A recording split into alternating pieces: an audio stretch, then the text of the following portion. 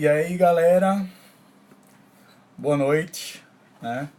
Ainda não vamos começar, né, de fato com o assunto, vamos esperar aí as nossas 20 horas para começar de fato, mas hoje, né, não poderíamos deixar de falar sobre essa situação brasileira, sobre a greve dos caminhoneiros e o que vem por aí, né? O que a gente pode esperar, de onde surgiu, enfim. Então, nós vamos fazer um apanhado histórico, obviamente, sobre a temática, tá? E falar um pouco da atualidade. Até porque a história também é atual, né? Então, tudo que a gente passa hoje não é de fato algo novo. Os meus alunos sabem, né, eu sempre venho falando isso, que a história ela é uma consequência dos fatos. Então, o que nós vivemos hoje, na verdade, é consequência de escolhas que foram feitas lá atrás, tá? Então, é importante que possamos entender o porquê das coisas, algumas analogias que eu vi algumas pessoas fazendo com a situação lá de Salvador Allende, lá no Chile. Mas, enfim, agora, tá? 20 horas, pessoal, pontualmente, iremos começar as nossas discussões. Então, fazendo um pouco do apanhado histórico, é importante entendermos, tá?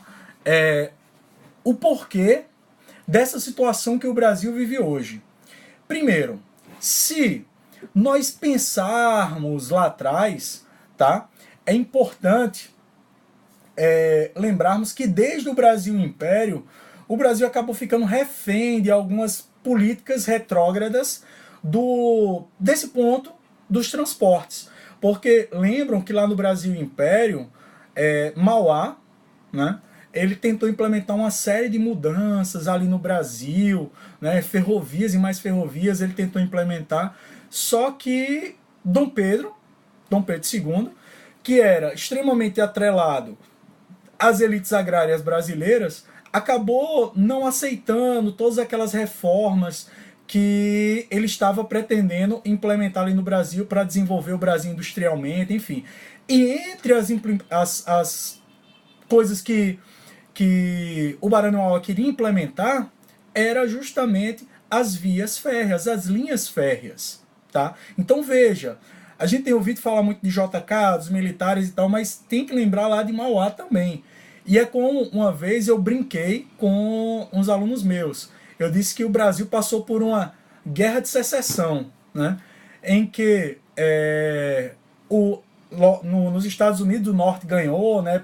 Passou por aquele processo de industrialização. E aqui acabou que o Sul ganhou, ou seja, as elites tradicionais agrárias do Brasil. Mas provavelmente, né, teríamos um pouquinho de diferença nesse processo industrial no Brasil, que efetivamente só começou a se desenvolver lá no início do século XX. Mas falando dos modais de transporte, os paulistas eles desenvolveram muitas ferrovias para escoar a produção de café. Então, ali no centro-oeste do Brasil, sudeste do Brasil, tinha uma boa malha férrea, né, naquela região. Entretanto, né, aquilo durou pouco tempo, porque a gente vai ter dos anos 20 até mais ou menos os anos 50, certo? Por quê? Aí vem os anos 50, veio o processo de JK, 50 anos em 5, né, em que ele priorizou no Brasil o transporte rodoviário, que isso vocês já cansaram de ouvir aí essa semana. Então, foi uma escolha que foi feita. E não foi uma escolha exclusiva do Brasil, tá? Uma grande parte dos países, eles escolheram esses modais, o modal rodoviário, como a sua principal via de escoamento de produção. Qual é o problema e qual foi o problema que o Brasil enfrentou?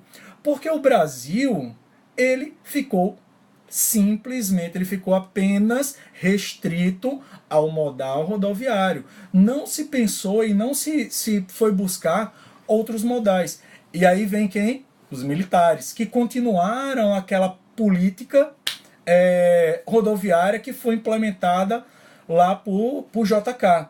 Então, estima-se, né, que milhares de quilômetros de linhas férreas tinham sido inclusive retiradas pelos militares para construir rodovias, né? E aí o resultado é esse. Não sei se vocês estão vendo, né, mas creio que todos estão acompanhando.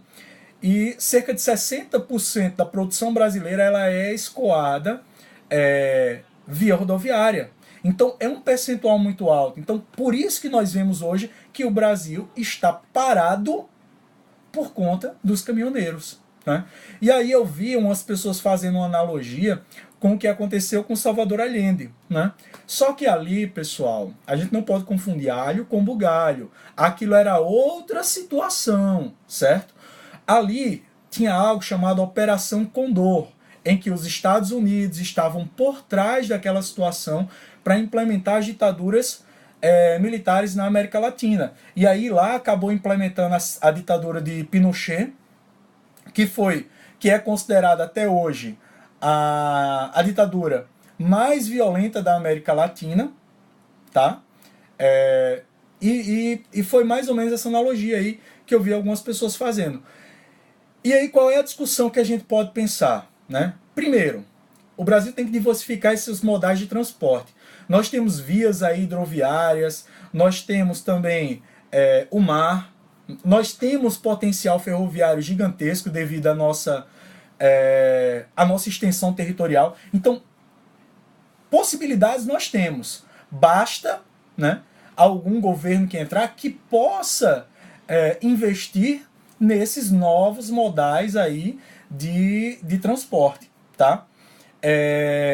Então, outra coisa, tá, pessoal, que já chegou, na verdade, ao nosso tempo, mas que eu queria que vocês pensassem um pouco.